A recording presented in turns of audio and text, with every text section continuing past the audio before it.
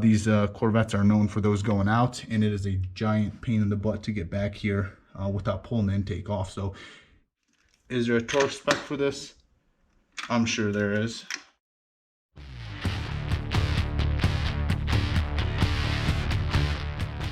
So as you can see here, I do have the LS1 intake off. A couple of things to note. I got this evap line that basically just cracked. As you can see here, I'm sure at one point in time was bendable. Now it's just super brittle and fell apart. So I'm gonna have to fix that. I guess it's just part of working on a car. The other thing is make sure that you guys are careful with this line as well.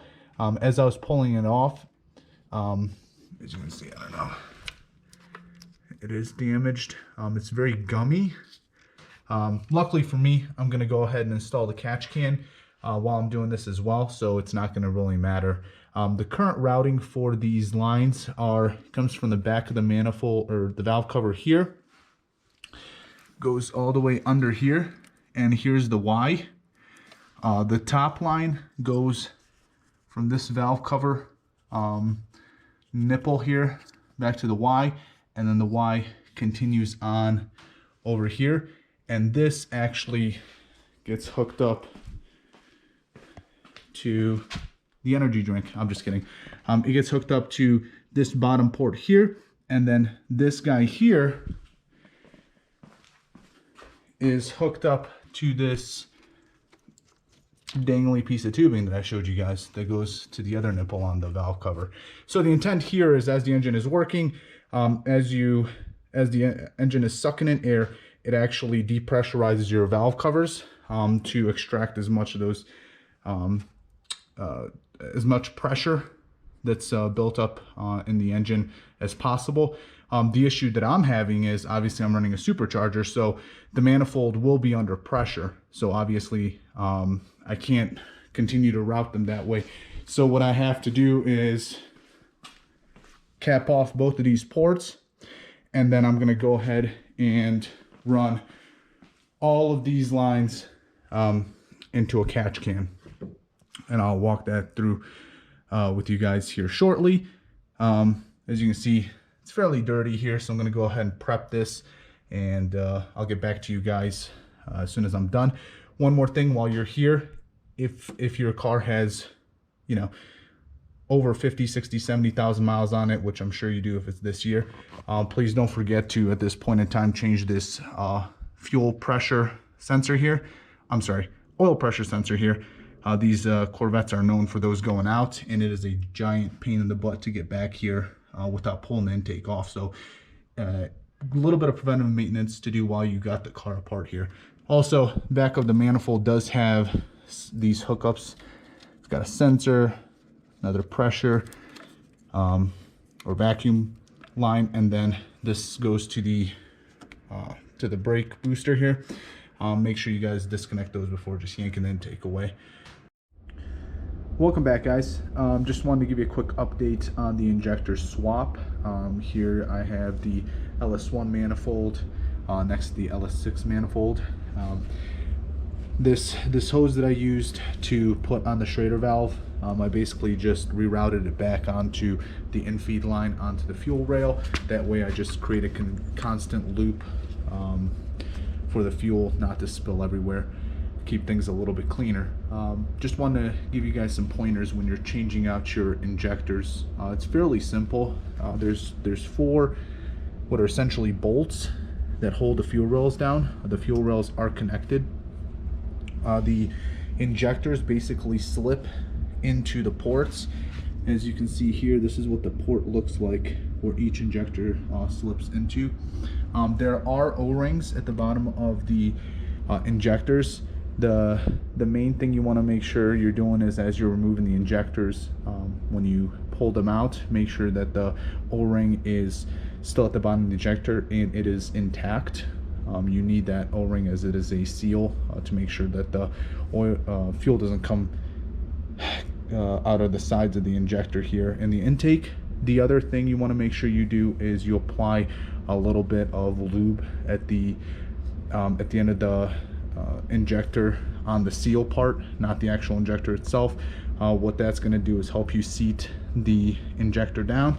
I don't know if you guys can see it here, but I already applied some assembly lube on the inside of these ports.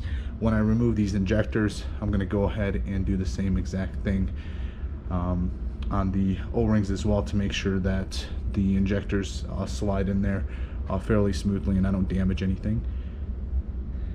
So what you got to do is come to this side, remove this nut here.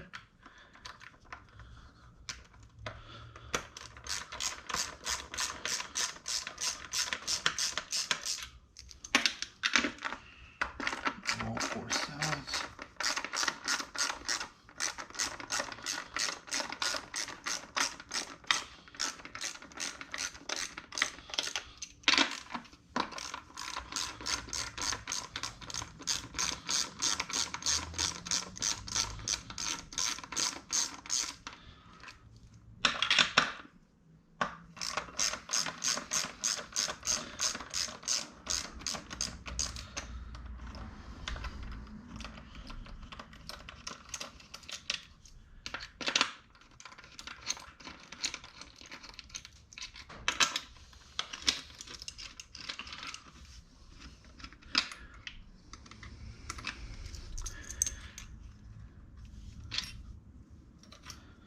Remember to keep this together when you put it together here. For whatever reason, this brace does go onto one of the bolts that holds down the intake onto the engine, so please make sure you guys are keeping that. It's the back left side corner. And injectors should come out. Gently wiggle them out. Do not just yank on the fuel rail.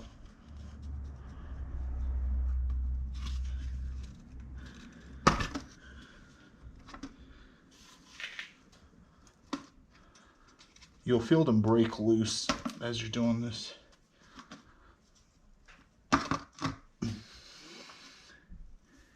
Here's what the injectors look like. As you can see, these are the O-rings I talked about.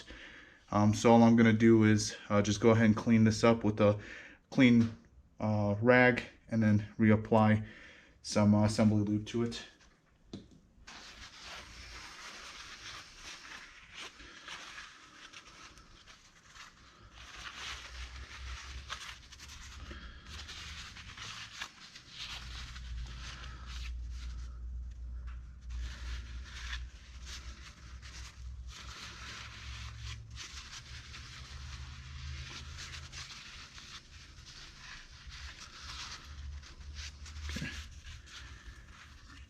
Inspect the O-rings, make sure that they are not damaged in any way.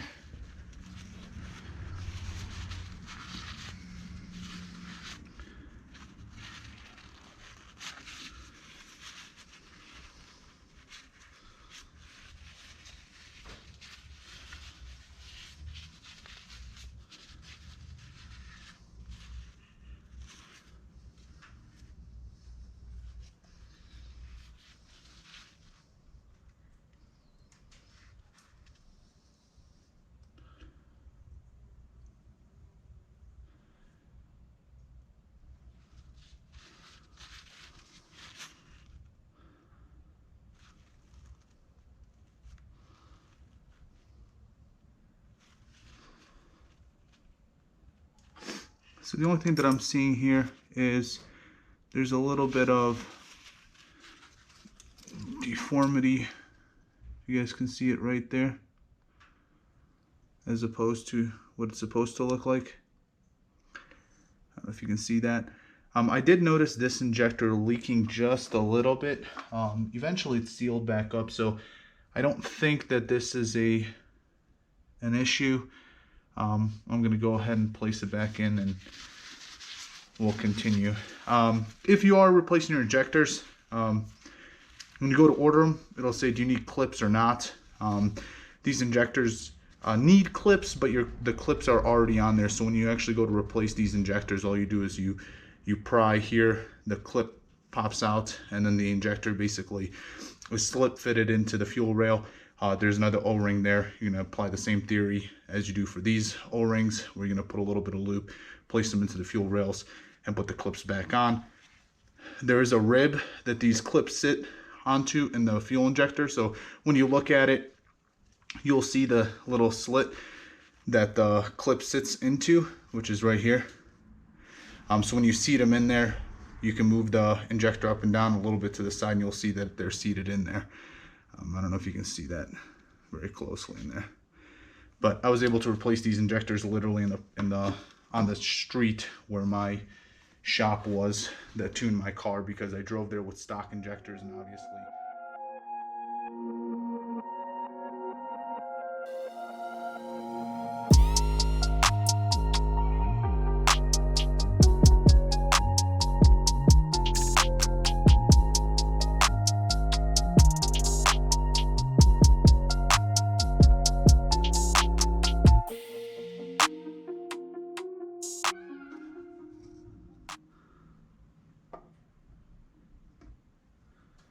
So what I like to do is I like to get them lined up, make sure that they're at least heading in the right direction. These ports are almost like funnels, so once you seat them in, they'll basically snap down. You can hear the snap. All right, and it's that easy. First things first, we put this guy back here where I know this will go.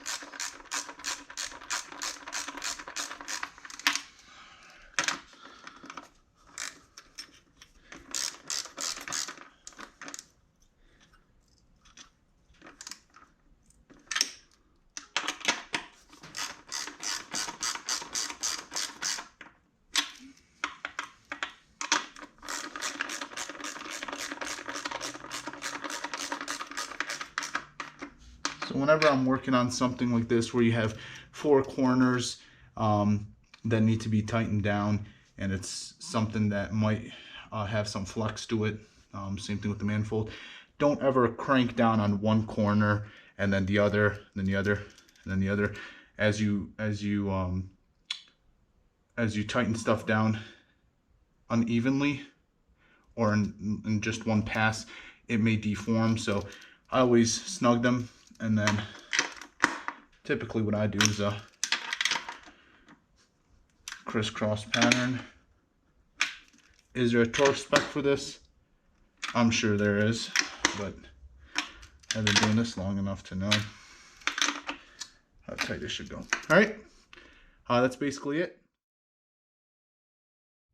All right, guys, just a quick update. So the LS6 intake is currently seated onto the engine. It is not bolted down. I wanted to just give you guys a few tips when you're doing this. Make sure that obviously the surfaces that the intake manifold are mating to, which will be your heads, are clean. The other part is you want to make sure that the gaskets on the intake are in good condition. So if they are not raised from the intake manifold, then you probably need new gaskets. They're fairly cheap, so probably is not a bad idea to go ahead and get new ones, regardless if you think yours are good or not. Mine are fairly new, so I know that they only got maybe 600 miles on them, so I reused mine. The other thing you want to make sure you do is apply a little bit of oil, assembly lube, whatever the case may be, onto the gaskets. There are individual O-rings, if you will, that seat into the intake. What I do is I apply lube on those gaskets and I apply lube to the mating surface. So as you're seating the manifold, it doesn't just get put down. You actually have to put it down and kind of fish it backwards. So you don't want the O-rings to roll as you're doing that. Hence you need something that that gives a little bit of slippage to those gaskets. The other thing that I also like to do is after I seat the manifold, so here you can see it's seated fairly well, I like to lift up, I don't know if you'll be able to see this, but I like to lift up the manifold and look under there to make sure that the gaskets aren't rolled. You'll see them seated in there. I know it's kind of dark in there, you probably can't see it, but if you look downwards, you'll see them still seated in there. Only about 1 millimeter is protruding out of the intake. So make sure you're doing that. There's a lot of things that you got to hook up back here. Make sure you get that done as well before you start bolting this stuff down. You got a coolant line down here that runs from the throttle body to the steam port line underneath the intake. Make sure you hook that up. Make sure you have this plumbed already and hooked up down here. That way you're not running into an issue of trying to get under there, as it is tight quarters there. So, all right, that's it. All right, guys, and I'm back. So as you can see, intake is on, everything's tightened down. Fuel lines are on. The one thing I didn't want to cover with you guys is if you do have a supercharger on your car, to take off this intake, you're going to want to take off this clamp, or at least this is what I found the easiest. Take off this clamp, push it back, and take the pipe off by pulling it this way and then moving off to the side. The difficult part comes with putting it back on. So what I did was, to put it back on, I cleaned the inside of the coupler as it was a little dirty from just moving it around. Put a little bit of tiny coating of grease in there just so it can slide on. And as you put it on, it's going to get all cattywampus on you and it's not going to want to go on there flush. So what I did was I got the lip on this side here, and then I used a pick tool. Let me show you guys what that looks like here. I used one of these guys, and basically what I did was I went from this side, I gently put the pick tool under, facing the pick downwards so I don't damage the coupler, and I slowly shimmed it as such till the coupler set on the throttle body. You are going to have a coolant line. It's going to be in the way a little bit. I don't know if you guys can see it, but this coolant line here, there is a clip. Let me see if I can get in there. There's a clip right there, where if the wings are facing upwards, you're not going to be able to seat this clamp all the way that way. So make sure you push the clip downwards a little bit so you have some space to put the coupler on and this clip. That's basically all.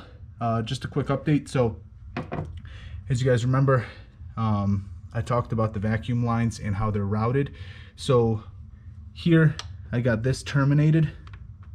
This was the line that came from back here. I also have this terminated, which this line ran to right here. I have this terminated as well. So here's the thought process. The supercharger kit comes with a breather cap that goes into this valve cover. So the breather cap has this fitting. You run this line all the way to the filter, which is right here. I terminated this, and then I'm going to route this one all the way behind the engine that way.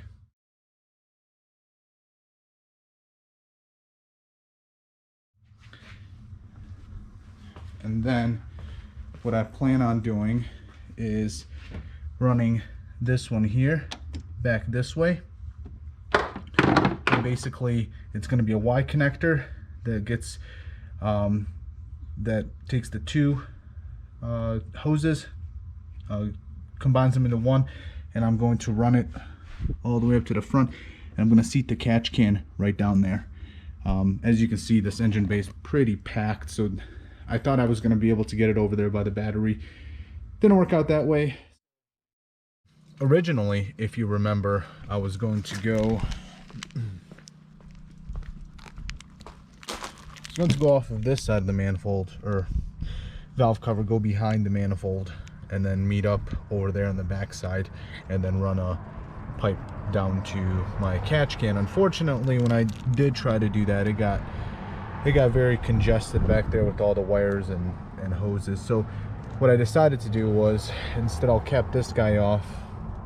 I used this guy, put a hose to that guy, went underneath the throttle body intake area,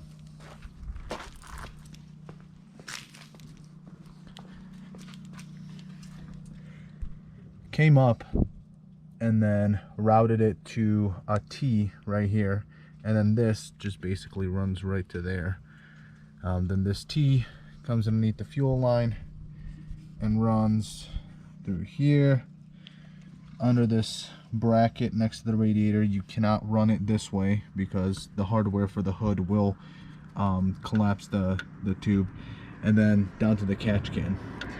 So originally I did have the oil filter. So the way let me back up.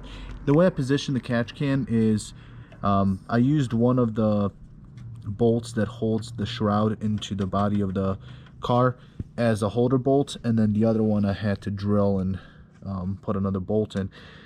And it works out perfect because I can actually reach down and unscrew the drain plug and then go from there. The filter, unfortunately, looked like it was going to fit. When you put it in there, it actually looked really nice. Just kind of got right to there. The problem was, when I went to close the hood, you have this bump here. This guy.